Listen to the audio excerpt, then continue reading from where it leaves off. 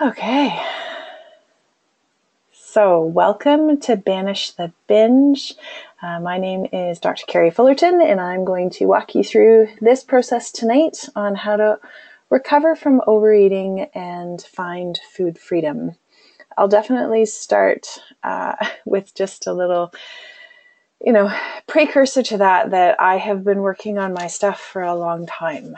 And while you will be able to start to implement these things tonight, it's not a one-shot deal. So just keep at it. I promise there's something at the other side of this. So food happens. Food has been part of human culture, celebration, grief, tradition for as long back as we've ever documented history. It's not going anywhere. And, we can talk about all the challenges we face now with processed foods and convenience foods and fast foods. But at the end of the day, this is the world that we live in. And we need to learn how to do that without losing ourselves in the process. And that's what tonight is really about. How to recover from the times when you overeat and ultimately find that path to food freedom. And we're going to do this, by developing a few skills. And the first bit is learning how to release yourself from the guilt once you have overeaten or binged, because it happens. And then it's about realigning with your true goals. We talk a lot about weight loss in society. It's a really big, big business. And, when you really dig down, it's not the weight loss that you're after. So I'm going to encourage you tonight to dig in a bit and really find out what's motivating you. And then step into relearning how you can relate to food and your body and all the culture that goes along with the diet and fitness industry, so that ultimately you can have a different kind of relationship. Now, I'm going to do my best to get through all this material within the hour. I have lots I want to share with you. So I will be blowing through things pretty quickly. But I will, like I said at the beginning, send you a recording. And I want to start by just saying thank you for showing up. There are a ton of people who registered for this webinar, and there are not that many people here from the grand scheme of things. So the fact that you actually logged in to hear this tonight is a big win. And that means that you are amongst, that top 10% of people who are actually willing to do something. And that is awesome. So well done. So let's start out with a question, and I'd love to hear your answers in the comment box there. What kind of relationship do you currently have with food and with your body? Because it's not just about food, and it's not just about your body. They're so intertwined, and it's impossible for them not to.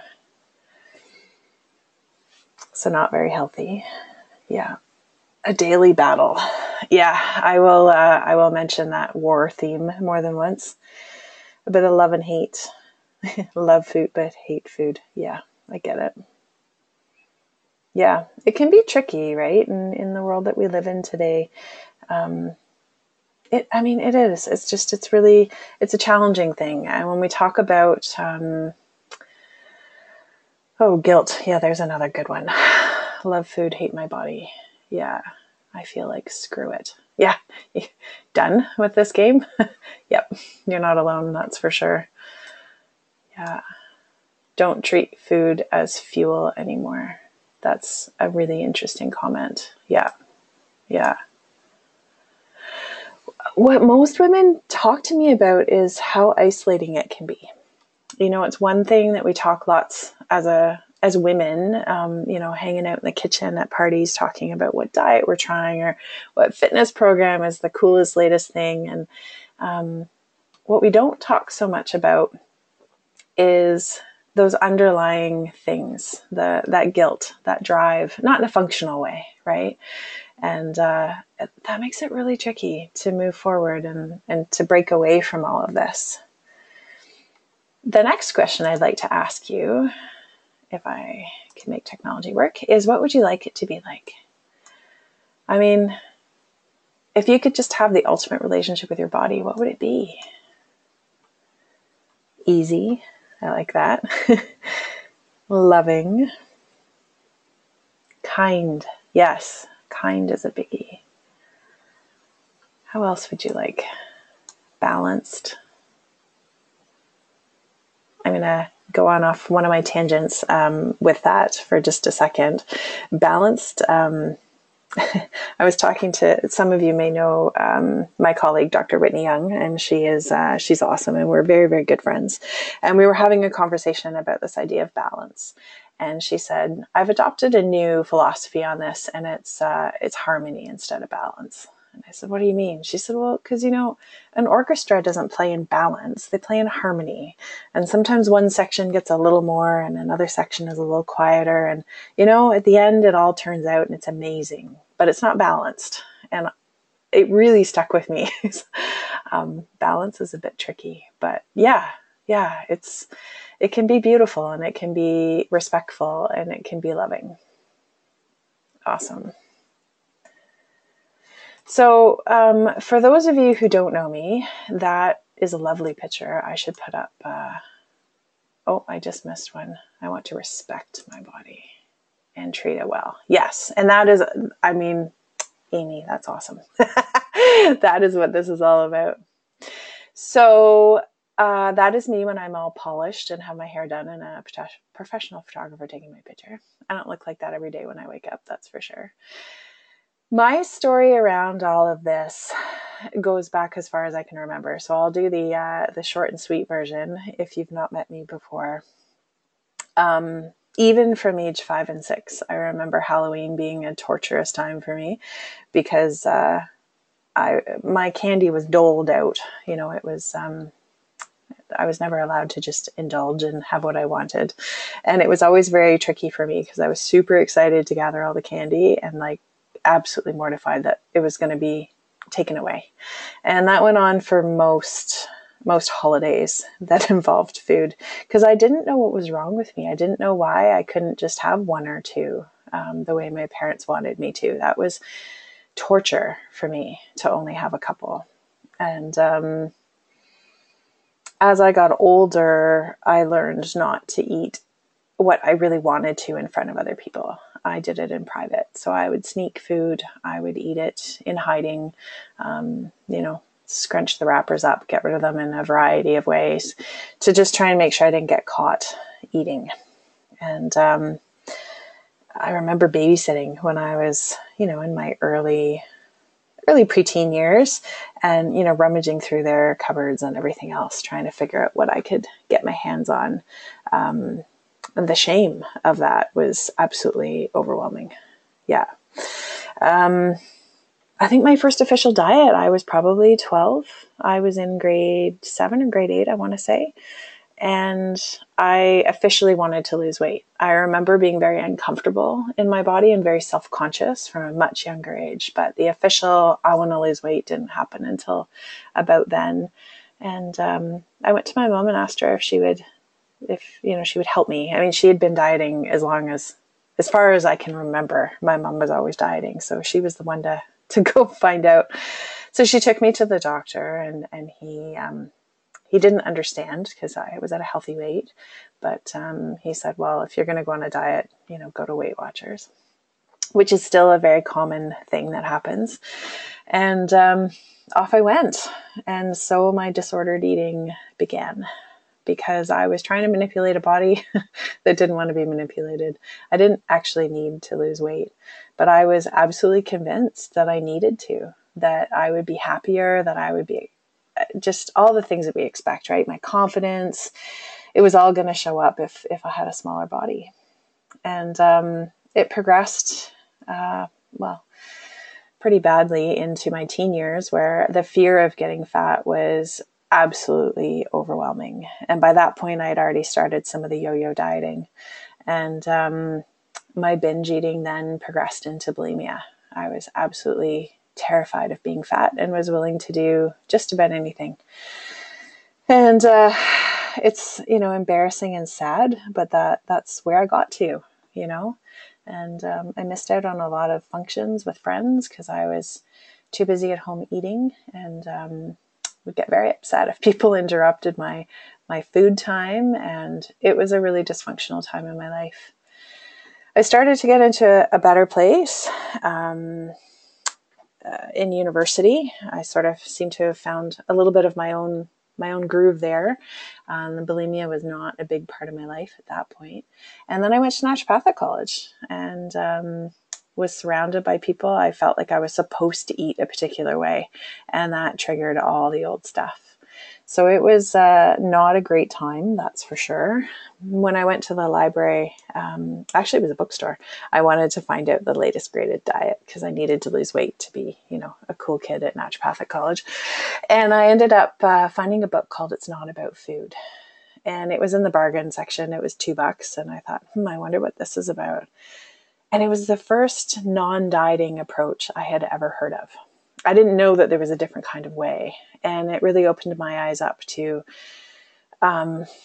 this body positive world and this non-restricting world. And it was like they were talking to me. They admitted to some of the crazy stuff that they did with food that I had done with food and never talked to anyone about because it was so embarrassing. The quantity of food I could consume in a short amount of time was truly remarkable. It's amazing what my body did. But anyways, on and off it went as I was doing my own work and while I was practicing and working with patients and figuring out how people came out of disordered eating and how they came out of binge eating and bulimia into a healthy relationship with not only their food, but their body. And it's been incredible. And I had an anniversary of being, I have not thrown up on purpose in 8 years, which is pretty wild for me. And binging isn't part of my life anymore. And it blows my mind. Not that I never overeat, but it's a totally different thing. So tonight I'm going to share with you what that process looked like and the steps that I went through. And it really is attainable. I've worked with hundreds of women and helped them come out the other side. So if you're feeling like you're hopeless, I assure you that you're not, because I've watched people come from some pretty dark places. And I guess that's really at the long and the short of it, that's what the problem is. It's these dark places of hiding. It's the shame. It's the poor body image. It's the criticism. And getting past all of those things. So the shame comes from, sitting down and looking at all the food that was consumed with absolute agony, wondering how the heck you did that again, beating yourself up because you promised you weren't going to do this again, right? The poor body image is overwhelming. And what's really important to know is binge eating is far more about shame, body image, and the self-criticism than it is actually about food. And that's just a really important thing to understand because so often we talk about food and we don't actually talk about this stuff. That's what I was alluding to earlier when we're hanging out. And this is well established in the journals, and if we gear our treatments towards developing some self-compassion and some self-respect and some, dare I even say, maybe love, that we can get a lot further with people than we ever could another way. And so that's what we're going to talk about. The solutions out there right now, the focus is on food. And it blows my mind so often when I talk to people about what they've tried or who they've talked to, or I pick up a book about binge eating. And one of the first things is, remove all XYZ, fill in the blank with whichever food is the devil at the time. And immediately it goes straight to food. And that's why they keep failing, right? None of them are really addressing those underlying issues. And so tonight I want to share the path with you on how to release yourself, realign with your goals, and then relearn how to eat with some freedom. Because food freedom is pretty awesome. And food doesn't need to be scary. It doesn't need to be limited and hidden. You don't ever have to climb on another wagon again. You can live a wagon-free life. How cool is that? I've been on far too many wagons. You can enjoy all kinds of food without guilt and without having to pay penance, without having to hit the gym to burn that all off. I was reading someone's Facebook post just today, and they were saying, oh yeah, with everything we did this weekend, I'm going to have to. And I thought, man, I hope your daughter didn't hear you just say that the only way you're allowed to enjoy your food is if you're willing to burn it off in a gym. Food is really meant to be enjoyed with your family and your friends around a table. You can actually learn to be kind to yourself. And I think one of the biggest bonuses of food freedom is the amount of time that actually gets freed up. I mean, just pause for a second and think about how much time you spend worrying about food, feeling guilty about food, wondering what you're supposed to be eating, what your butt looks like in those jeans. Do you have a muffin top? Is this too tight? All of that. You can actually get free from that, which is, to me, the biggest amazing bonus. There's so much more time. Now, my ultimate mission is to help the girls growing up now, and the boys. I would like them to grow up not looking to their body for their happiness or their self-worth. That they can spend all of that time changing the world in a way that matters, instead of turning their bodies into a DIY project that is forever being looked after. I want to help them learn to appreciate and love their bodies and themselves. But the only way that I can achieve that mission is by us working on us, right? I mean, it starts with us. It starts with all of us who influence the next generation. And whether that's our daughters or our nieces or our nephews or our sons, maybe it's our grandkids. But we are the ones who hold the power to make it different for them. So we can lead by example. So yeah, my goal, I would like to empower you to overcome any kind of food and body challenges that you are having, because that will lead me closer to making a difference for them. So most of the women I work with are at war with their bodies. Someone made mention of that earlier. And the goal ultimately is to get them to the place of peace. And it happens in stages. So those numbers on the right, that's a reflection of a confidence scale. So they tend to start right at the bottom. And while we go through this, just think about where you are in this. A lot of women in the out of control stage, they're binging, they're overeating on the regular. It's not a one-off here and there, but it happens with frequency. They feel completely out of control. And they're terrified that it will never be any different than it is at that point. Terrified of a huge number of foods. They won't let them in the house, and yet it's all they want. They fight with their husband because they tell them, I need you to bring me home ice cream. And then he brings it home. Why did you do that? It's not a very comfortable place. And their confidence is at an all-time low. These women don't generally reach out. And maybe you can relate to this. I would be surprised if you were here because you're on the webinar tonight. So I'm guessing you're not totally at the bottom of the scale, but maybe you visited there and you could be there right now.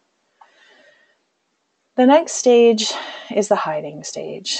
And so maybe you're not binging on a regular, you're not overeating all the time, but the shame of how food is a part of their life is massive. Any indiscretion off of what they consider to be the right diet is met with shame and a lot of hiding. They don't share this stage very much.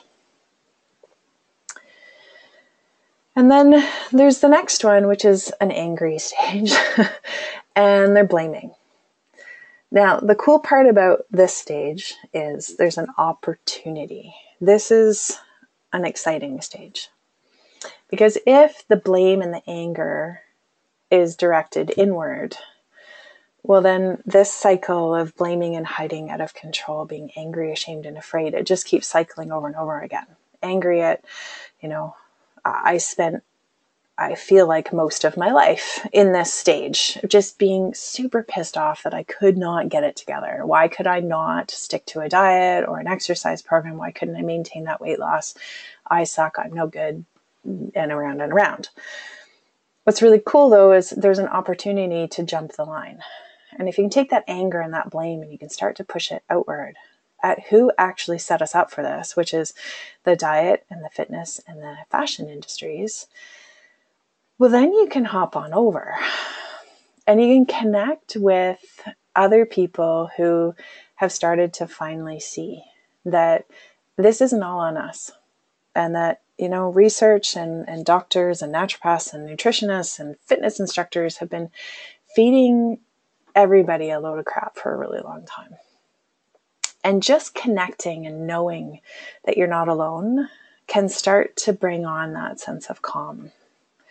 Out of the shadows, you're not by yourself doing this anymore. So the confidence continues to rise. And when you spend a bit more time up there, then the strength starts to show up. And with the strength, there's the courage. The strength is about choosing a different path. And the courage, that comes to stepping back into life and actually living. You know, if you start to notice how much of your life you've stopped participating in because of food or because of body, it's remarkable how much, you know. And even if I feel like somehow I was blessed with a little more courage than some other people, and I never let my body image stop me from doing things. In the grand scheme, I still put on bathing suits and I did all kinds of things. But while I was there, I wasn't participating fully. I was worried about my body. Anyways, that courage is about stepping back out, you know, getting on a paddleboard if that's your thing, going to a yoga class if that's what you want, dancing, whatever that might be, you know, buying some really cute clothes that fit. That takes courage. And then ultimately where we're going with this is that freedom stage. And that's having a confidence to live your life, to love the food that you're consuming, and to seriously be free. And that, I mean, that's really what I want us to all model for the next generation. That's my goal. If we can all step into who we are and be the best version of ourselves, the healthiest versions of ourselves, man, what we can show the next girls and boys. It's not just about us anymore. The boys are, yeah. So what's your experience been in this whole world of dieting, weight loss, binge eating, food control? What are some words that could sum up where you've spent time? What do you connect with in that? Where do you think you're sitting right now? Confusion. Yes. The food industry has made food far more complicated than it's ever needed to be. That is unfortunately a truth that we need to learn how to navigate. Embarrassed? Yeah. Like you're the only one, you can't figure it out. You are not the only one. Absolutely not. There are a ton of people. I'm going to share with you some of the how you can participate in a Facebook group. There's 250 women in there trying to figure this out. Highs and lows, ashamed and hiding. Yeah, but you're here. So you're not entirely hiding. You are absolutely willing to step out of the shadows, even if it's from behind a computer screen. So pat yourself on the back. Failure.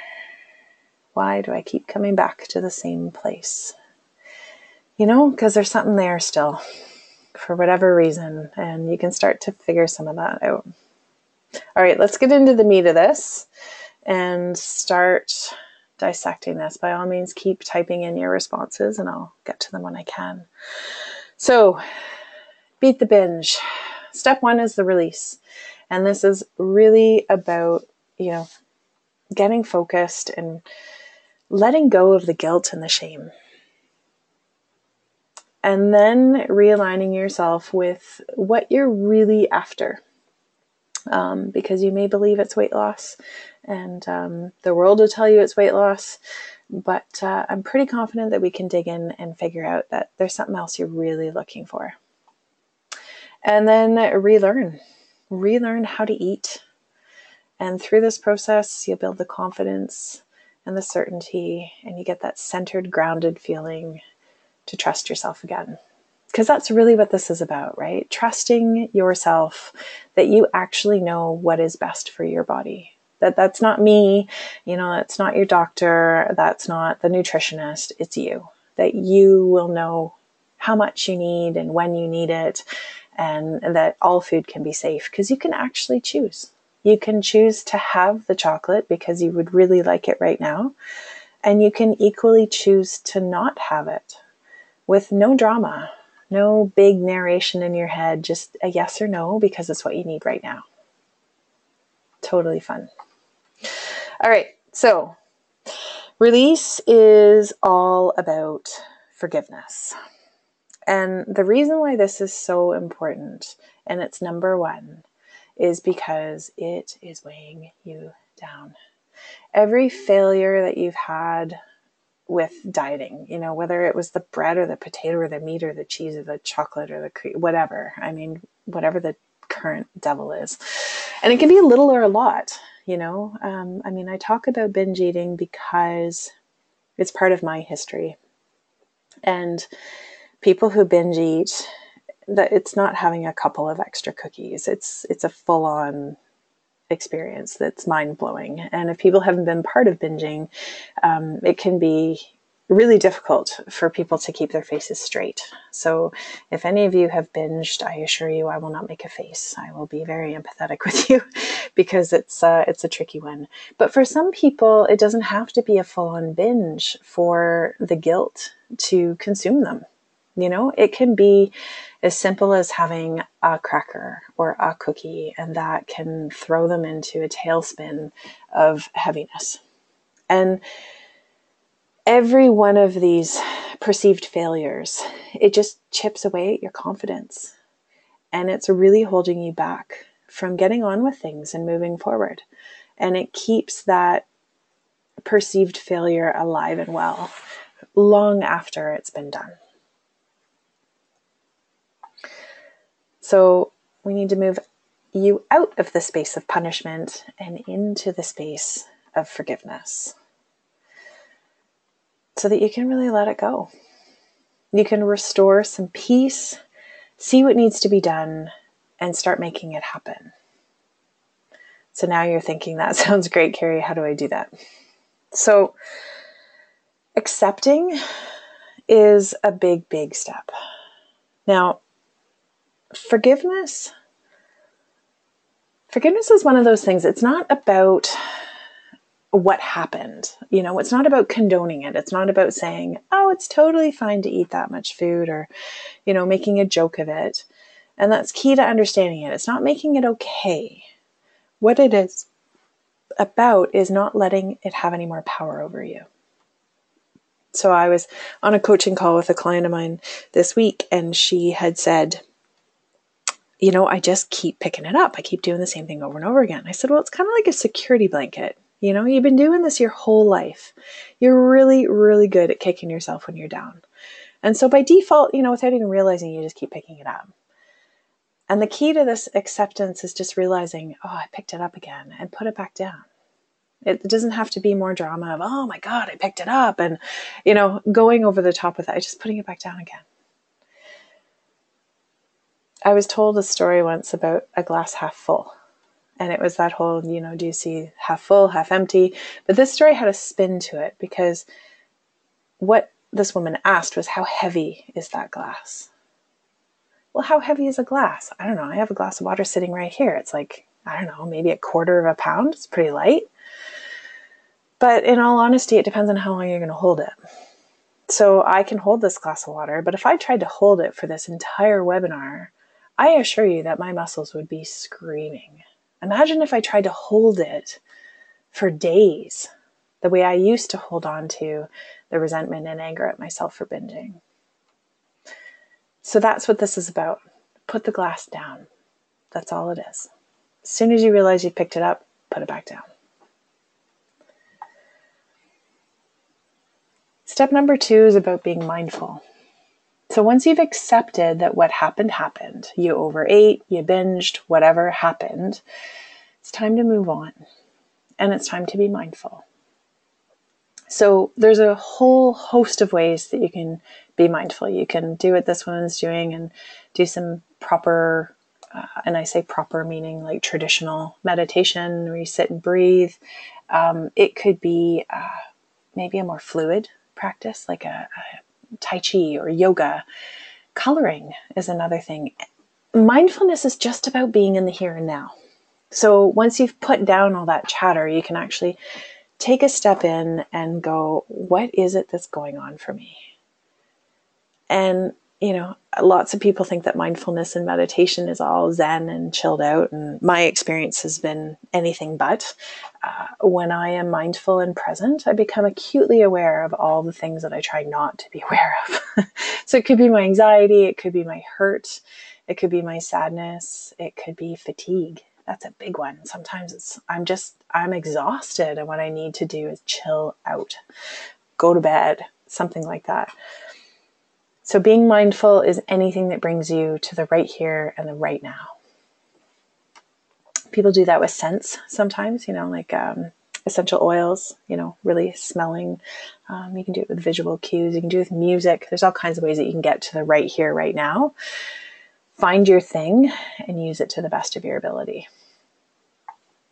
And then step 3 is being kind. I chose this picture because what I want you to imagine is how you would talk your daughter, your niece, your best friend. How would you talk them through whatever happened? So if they came to you and said, I just ate a cake and a bag of cookies and a pint of ice cream in 3 hours, what would you do? What would you say? I'm guessing that you would use much kinder words to them than you use on yourself. And for some reason, especially with women, but I do find this with the few men I work with, that we're just so trained to be mean to ourselves, like downright awful. And we use words to ourselves that we would never, ever dare to say to someone else. So what I ask all my clients to do when they're in this moment is to take a moment, understand that what happened is just a moment in time. It's not a reflection of your worthiness or your morality or your love of your body or any of those things. Take a pen and paper, grab a recording instrument of some kind, and talk to someone that you love. And use those words.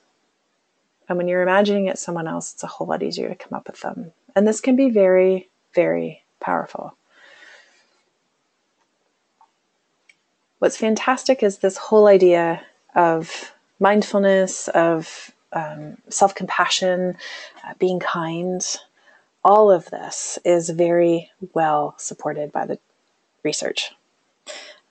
2 separate studies, 2 reviews, which is even better because then they review all kinds of research, done in 2 different years, conducted by 2 different people, both concluded that mindfulness helps. And that it's about acceptance and removing the fear, removing that tunnel vision, and working with what is. And what's very cool is that both of these reviews showed that this kind of work has a massive magnitude of benefit. That means it's not that it just worked a little bit better than placebo or the non-treatment group. It worked a lot better. And we don't often get to see that in research, which is really, really cool. So when I see big stuff like that, it excites me.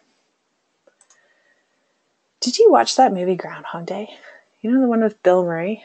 He gets up every day to the same day, over and over and over. And it just about drove him mad. He then tried to commit suicide every day, but he woke up the next day, alive and well, carrying on. It wasn't until he accepted that this was his reality, that he was going to keep living this day over and over and over again, that he finally got to escape the insanity of it. And I don't know about you, but doesn't that feel like eating sometimes? You know, the more you fight it, the more you find yourself into the thick of it. So we can take a lesson from our lovely Bill Murray, and we can choose to do it a little bit differently. And just for a minute, imagine what your life would be like if you freed yourself from all of that chatter, all of that guilt, all of that shame, all of that hiding out. What if when you had a binge or when you overate, that was it? It ended at the end. With the last morsel of food, with the realization of what you're doing, you put it all down, and that was the end of it. How much would that free up for you? And here's the coolest part. You get to choose how this is going to go. And you're here tonight because you know that the pattern that you're doing right now is not working for you. And you always have the opportunity to choose. You can hold on to the anger and the resentment. You can keep punishing yourself, kicking yourself when you're down, or you can choose to forgive yourself and move on.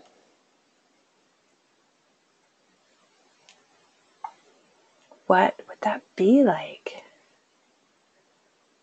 What if you just didn't carry it with you anymore? What if you took that glass and you put it down? Imagine.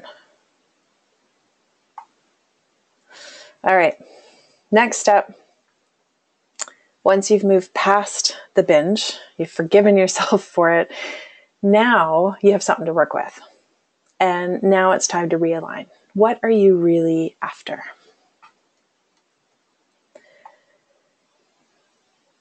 This is the biggest challenge that I see. Health or weight loss. Most of the time, people come into my office and they say, I need to lose weight because I need to be healthy. And when I poke them and challenge them on that, you start to realize that health and weight are not the same. They're actually two separate concepts. Are they related? You bet, but they're not the same. The world continues to tell us, and they're so intertwined in our minds, that they are, in fact, the same thing. And I mean, I hear the ads on the radio, I hear, see them on TV. I don't watch much TV anymore, but when I do, they're all there, right? It's a diet and fitness site. It's a diet and it's a weight loss and fit. They're so close together. I had a woman come in today just at the office telling me, yeah, my orthopedic surgeon told me I had to lose weight. Oh, did he tell you how much? Did he tell you how you could actually accomplish that? So I know that it may sound totally outlandish right now, and try not to log yourself off and freak out. But what we're not told, what the research continues to show, is that you can be really healthy without ever losing a pound. So bear with me on this one. I promise I'm a thorough card-carrying geek, and I like to do the research. So this step is really about getting out of that fuzzy land of knowing that you want to lose weight, but not knowing what that really looks like and how to do it. And it's never worked in the past, and getting really focused on what it is that you want. So getting super crystal clear on your goals. Now, anyone can lose weight in the short term.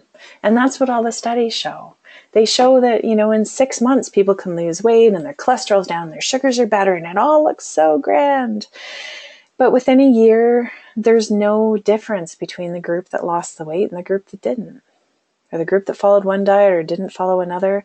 Sustained weight loss is just not something we see in research. Not beyond 6 to 9 months. Now, I'm assuming that your goal is not to lose weight on a temporary basis. I'm guessing you probably would prefer that weight loss to be more permanent. And unfortunately, that doesn't seem to be a really achievable goal. So, what is it you think that weight loss is going to give you?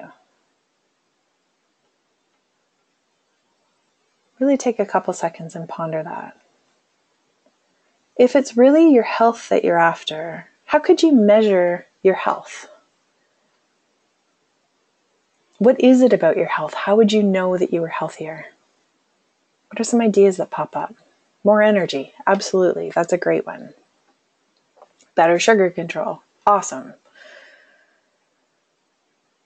Being able to run a 5K. Sweet. These are all kinds of things, right? These are health goals.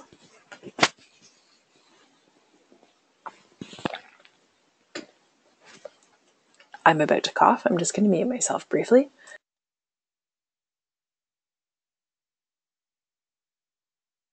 Sorry about that.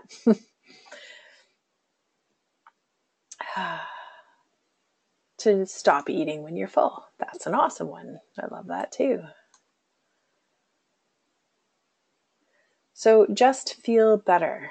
Try and dig a little bit deeper. Challenge yourself to what that would look like. Truly, what does feeling better look like?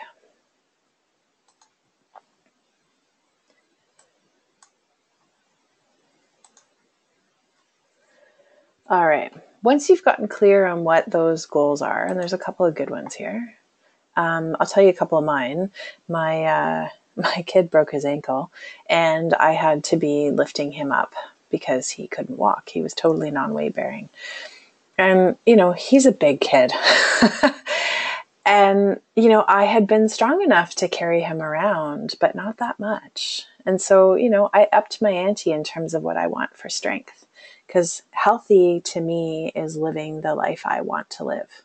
It means that I can go on my holidays and my trips and participate in anything I want to participate in. Recently when I was in Hawaii, I was able to do some cool boogie boarding, and I was able to hike up to the top of a volcano, and that stuff is important to me. And it's important to me that I can carry my kid. That to me is healthy. I want to keep up with him. So once you found some good goals, then this one's hard. And I know, again, this is going to challenge you, and try to bear with me. Does the scale actually serve you? For the most part, not so much. Now, there are times when you need to know what you weigh. If you are on a medication that's dose dependent on weight, absolutely from a safety perspective, you must know what you weigh. Sporting equipment, that's another big one, right? You need to know what you weigh so that they can tune things appropriately for your weight, right? If there's a maximum weight on, like one of my clients was going ziplining. So she needed to weigh herself because there was a maximum, and there was a real possibility that she was above that. Now, as it turns out, she wasn't. She was able to zipline, but the point is she needed to weigh herself for that. But on a day-to-day, weight doesn't actually provide all that much useful information. And what's worse is that it can cause a lot of damage.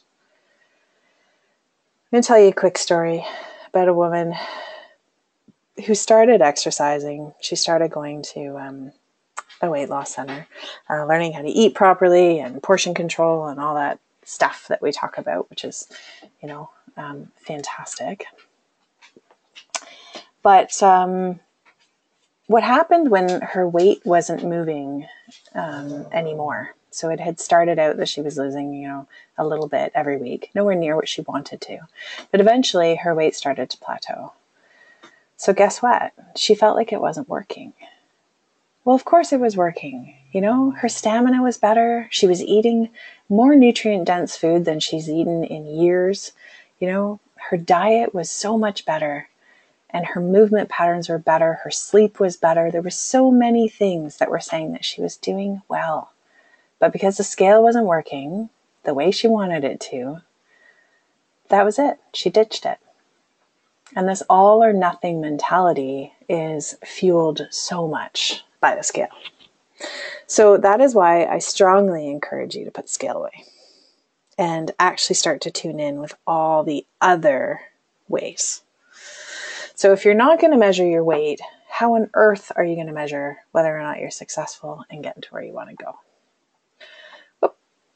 So there's a ton of ways that you can measure things. And again, if you get clear on your goals, which is why that was number one of this step, you can start to figure out what you need, right? So I know how much my son weighs, so I can know whether or not I can lift that. Another woman, she said, when we went through this exercise, she says, I want to be able to do 15 burpees without stopping. Awesome. That's a totally measurable thing. Another woman said, I want to do a half marathon. Good for her. Great. So, is she working towards that or not? None of those goals are dependent on whether weight loss happens, right? Not one of them. So find a new way to measure. If you're not a fitness kind of person, because not everybody is, that's okay too. There's other ways that you can measure. It could be your sleep quality. It could be your energy. It could be your libido. It could be your comfort when you're intimate. One thing I love is a measurement of peacefulness around food. How peaceful were you with your food today? You can rate that on 1 to 10. 10 was I was crazy and all I thought about, and it was so difficult. And 1 can be I barely gave it a second thought. It's a great measurement to start to see how you're doing with respect to all of this. Now, part of why I'm a big advocate of getting rid of the scale is because of multiple studies that have been done that show disordered eating. So whether we're talking about binge eating, whether we're talking about restrictive eating patterns, whether they're talking about emotional eating, any of those types of things, they are more related to how you perceive your body weight than your actual body weight. And what that means is how you're perceiving yourself and how you're treating yourself of what you see in the mirror has a much greater impact on whether or not you're going to be dieting or whether or not you're going to be living your life and enjoying it. And how healthy your relationship will be with your food. All of this is really important. There was another one, it was called Would You Be Happier? And this was a big study that was done. And it was all about figuring out what kind of things impacted depression, happiness overall, all those kinds of things. And what was mind-blowing to me was that body satisfaction, so happy or unhappy with what you see in the mirror, was a stronger prediction for satisfaction than depression, than attention from parents. It was huge. It was bigger than anything. And that blows my mind because we have really deluded ourselves into believing that our happiness and our worth, our life, it lies in our body. And what the other studies are showing is that if we think that that's happening in our bodies, then we're going to have disordered eating patterns. And so the hamster just keeps going around and around and around. It really needs to get shifted. What makes me even more sad is that it starts from such a young age. Remember this story? Oh, don't worry. All you need to do is take yourself from the ugly duckling, turn yourself into the beautiful swan, and your life will be grand. We see it on the commercials. We see it on The Biggest Loser. Oh, I don't have time to tee off on that rant because we're going to run out of time. But we really have set ourselves up. The media has set ourselves up to make us believe that everything we ever wanted can all be achieved by just losing weight.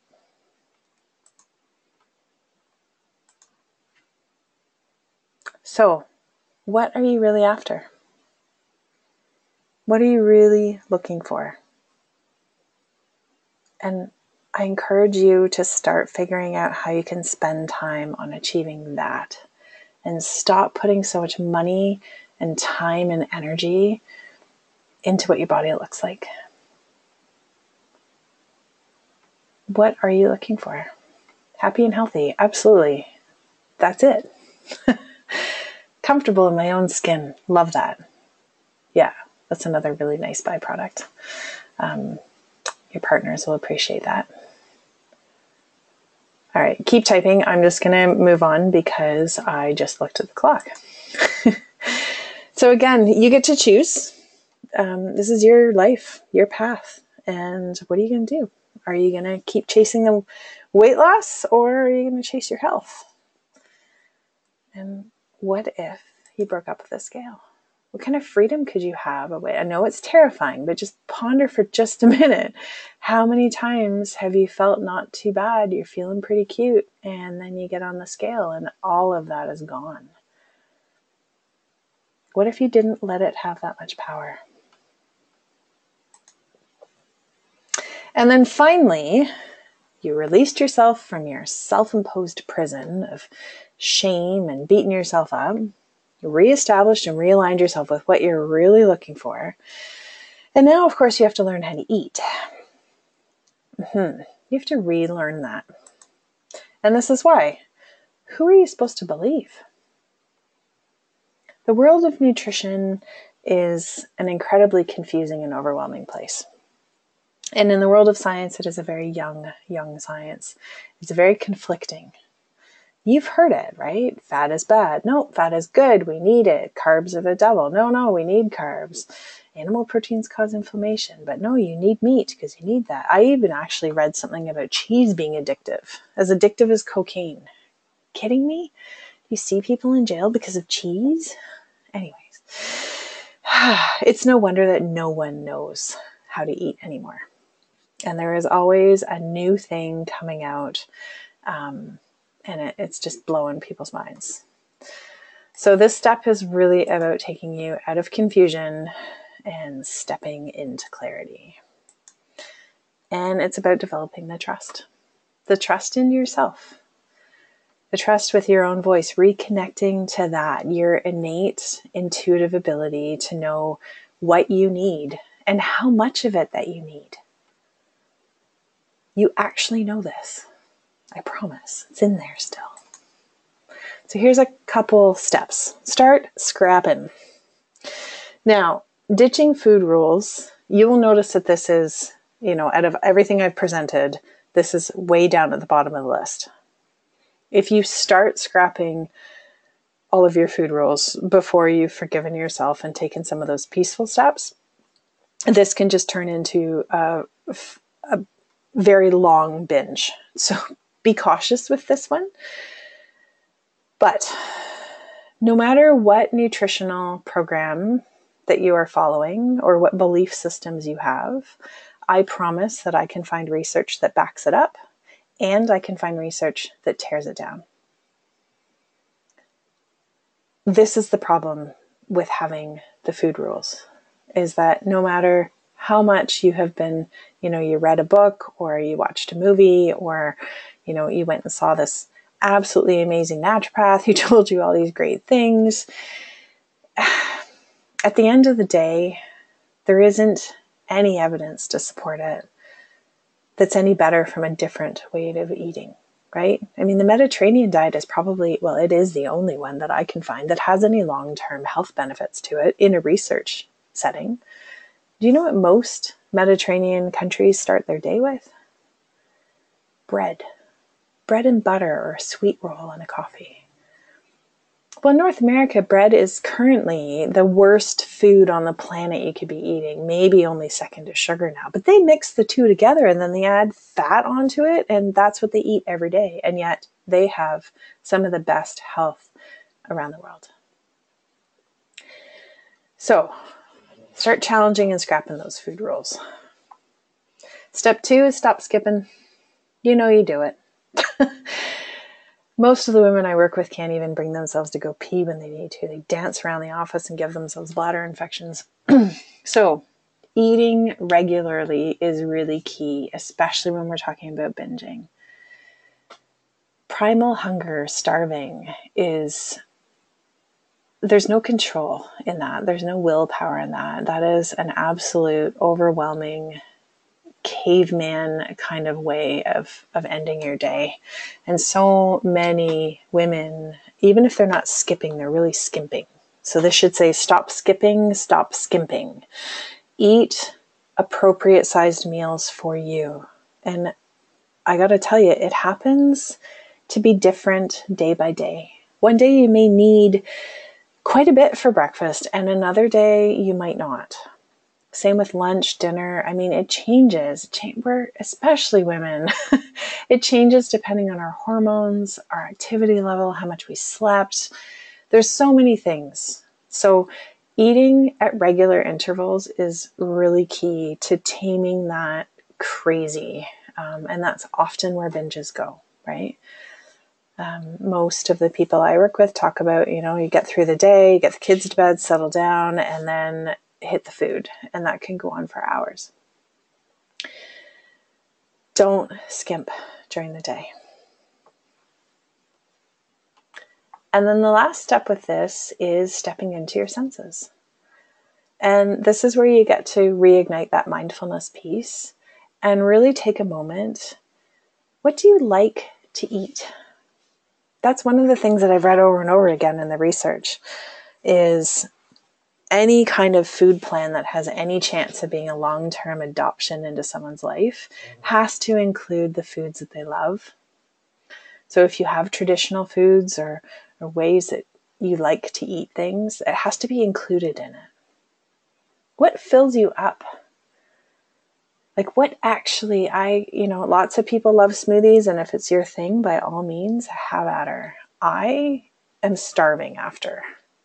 And I've tried so many different recipes, I've given up. It's just not my thing. Smoothies do not do it for me. What feels good in your body? I had a woman come in this week and she says, I eat eggs because I know they're good for me, but they just don't feel good. Don't eat them. If your body's not a big fan, it's definitely smarter than you and me and the author of that book.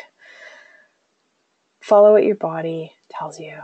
Make sure it satisfies your body's needs and your taste buds, and that it's truly, truly satisfying. And you have that opportunity every time. And a big part of this is really sitting with your food, enjoying it. Make time for it. Don't be multitasking. Intuitive eating is something that, again, the research, the body of evidence, it's growing all the time, supporting it.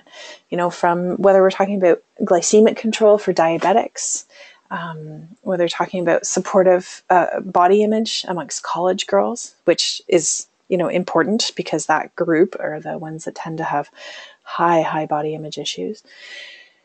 It is all over the place and it's amazing.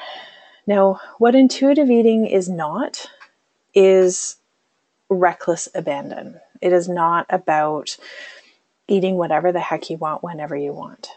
It's about tuning into what your body wants. And that takes practice because you've been out of practice for so long. You've been letting other people tell you what you're supposed to eat and what you're not. So give yourself, again, that's why I started with the forgiveness side of things, because that's really key. Putting some of that stuff down and understanding that this is a process. And ultimately, one of my fundamental tenets is that it's really difficult to take care of something that you don't respect. And so it needs to start with a fundamental respect for your body. And eating regularly, giving yourself what you need, that nourishment, that sustenance, and that enjoyment, that's respecting your body. Depriving it of things that it is asking for is not respectful, and over consuming a ton of stuff, not very respectful either. So you say, I'm sorry, and you move forward. And just imagine what that would be like. To sit, tune in, find out what it is you want, and actually eat what you wanted. Instead of what some book told you, or some doctor told you, or some nutritionist. What if you could enjoy eating and not feel restricted? Can you even imagine that? There are some women who just laugh at me when I say that. They don't think it's even possible, but it is. I've watched it happen over and over again, following the path that I've just laid out for you. And it's your call. You get to pick which way you're going to go. And you showed up tonight for a reason, and I don't know what that reason is for you, but I suspect that somewhere there's a current that you know that what you're doing isn't working.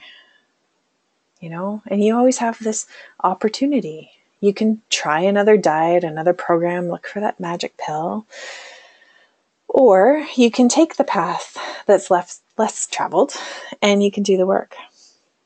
And lots of people say, Kerri, it's too hard. It's too hard to change how I talk to myself and, quiet that voice. I can't do it. And all I can say there is that it's not that it's difficult. It's just different. So, summary. Release the guilt. Release yourself from all of the torture that you're putting yourself through. Forgive. Then realign yourself with your actual goals. And then take the time to relearn how to eat. How to eat for you, your body, its needs, day by day.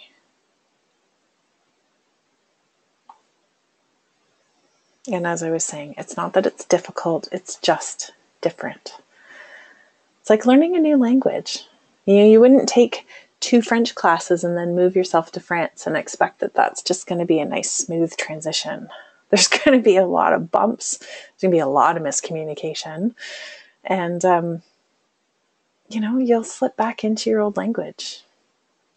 But the more time you spend in a new language, the easier it becomes as a second nature, as a more knee-jerk thing. You can get to a place where you're not beating yourself up every single time. So my mission is to help you so that these girls stand a chance. I want them to use their beautiful, incredible minds to do some really amazing things in this world. And if we can show them how to do that, they will have a freedom that you and I haven't had, that we've had to work really hard for. And it's pretty exciting to me. So there's a few ways that you can be part of this. On Facebook, the Diet Rebellion has weekly, we share lots of different things, start to challenge some of the norms, share some fun memes, some interesting things. There's also a private Facebook group called Applaud Your Bod. So if you go onto Facebook, find Applaud Your Bod, ask to join. And in there's a lot more conversation and a lot more sharing about, what's going on and how people are struggling, how people are succeeding. And you can really just connect with some like-minded women who are working through similar things. Also on Instagram at thedietrebellion.com and on the web, thedietrebellion.com, and you can email me. And I do really enjoy feedback. So I would absolutely love for you to email me and tell me what was the best part of tonight, what you learned, what challenged you the most. And of course, any questions that you have, fire them off. It would be wonderful. So I hope to see you online in any forum that is possible. And we have a few minutes for questions if people have anything. If you have something that's burning and you want me to answer it right now, I'm really happy to do that. And just a reminder, I will send out the recording for you probably tomorrow. All right. Thank you so much for choosing to spend time with me tonight. I know that you have a lot going on in your life, and I really appreciate that you are taking the time to help me get this mission going and get things moving. So thank you.